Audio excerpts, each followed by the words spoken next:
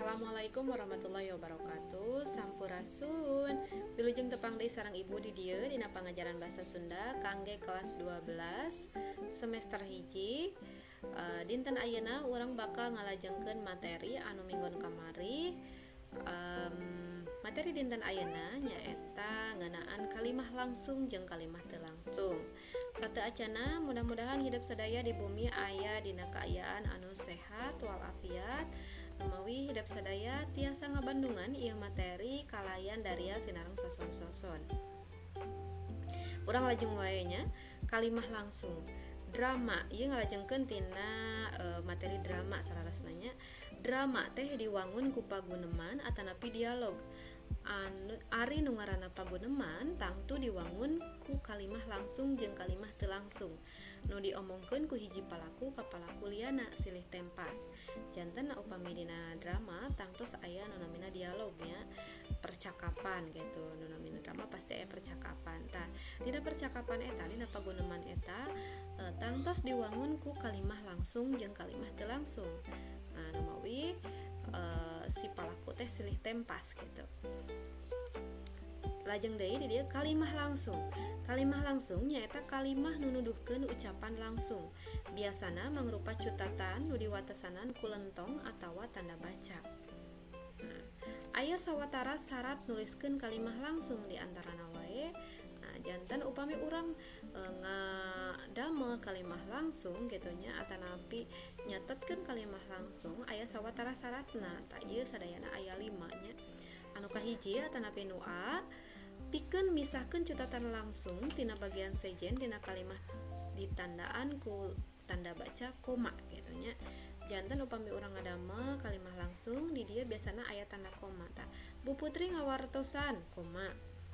Terus di dieuna enjing ulangan bahasa Sunda. Tah ieu kalimah langsungna. Terus anu bagian kedua anu B nya pikeun pananda cutatan langsung digunakeun tanda kekenteng anu dihapit cutatan langsung. Duanana ditulis satahap luhureun jajaran. Maksudna ka dieu mamah ngawartosan koma.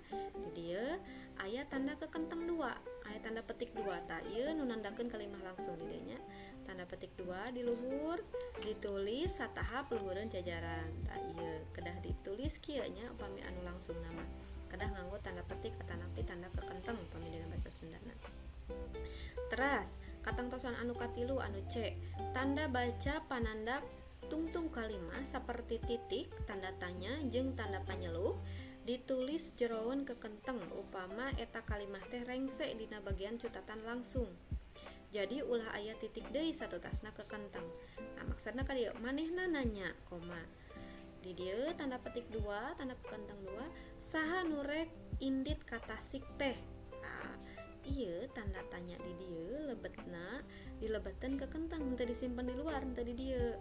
Janten dilebet tah sapertos ieu tanda titik, ieu tanda titik di dieu dilebetna tanda ke kentang atanapi tanda petik. Jadi henteu disimpen di luar nya. Maksudna kadinya. Teras deui anu bagian D anu kaopat upama cutatan langsung teh aya hareupeun bagian anu nerangkeun palaku jeung pagaweanana. Tah contona tiasa ditinggal di dieu. Tah ieu kalimah langsung teh dipayun cutatanana. Isukan mah urang rek indit kata sik disimpan di payun. Eta cutatan teh ditungtungan ku tanda koma. Tah ieu tanda koma ceuk manehna kitu nya.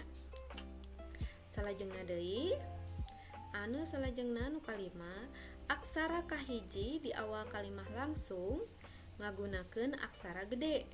Tah ieu aksara kahiji di dieu yang nganggo aksara ageng yang nganggo aksara ageng di dieu nya baca ku hidap naskah drama Juragan Hajat teh. Nulisna dihijikeun jeung kekenteng. Tah dihijikeun. Nulisna dihijikeun ieu teu aya spasi di dieu. Di dieu teu aya spasi. Tah nulisna dihijikeun jadi teu aya spasi atawa antara ieu nulisna dihijikeun saatos tanda kekenteng. Terus ulah make spasi cenah. Upama di jero cutatan langsung teh aya cutatan deui atawa kecap kalimah nu kudu make kekenteng saperti judul carita pondok digunakeun kekenteng tunggal.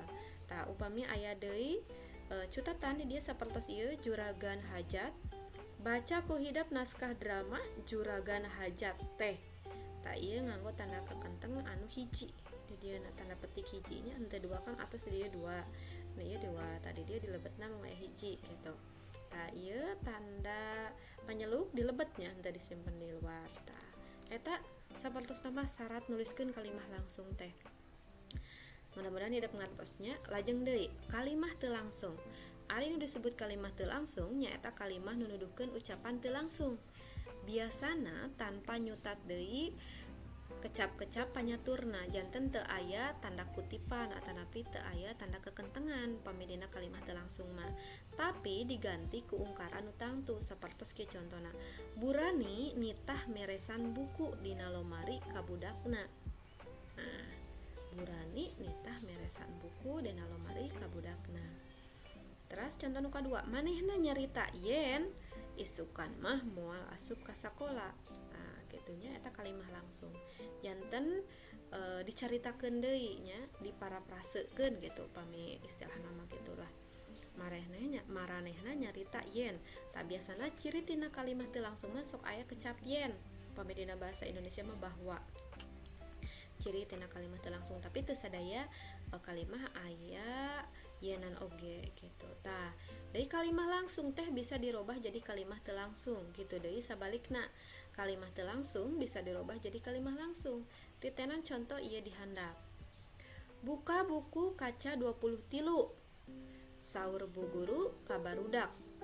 Ya ieu contoh tina kalimah langsung. Teras deui bu guru sasauran ka barudak. Sangkan maca buku kaca 23. Nah, ieu kalimah teu langsung. Kedahna di dia aya komanya, pami teu lepat di dia koma. Nah, gitu panginten. Dugi ka dieu hidup ngartos, mudah-mudahan hidup ngartosnya perbetanan antara kalimah langsung sareng kalimah teu langsung. Upami hidup ngartos urang cekapkeun ieu materi dugi ka dieu. Upami hidup kira ngartos keneh tiasa naroskeun ka ibu ngalangkungan WA atanapi tiasa oge ngalangkungan komentar. Pengajaran bahasa Sunda dinten ayeuna dicekapkeun dugi ka dieu. Wabillahi taufik wal hidayah. Wassalamualaikum warahmatullahi wabarakatuh. Sampurasun wilujeng tepang deui minggon payun.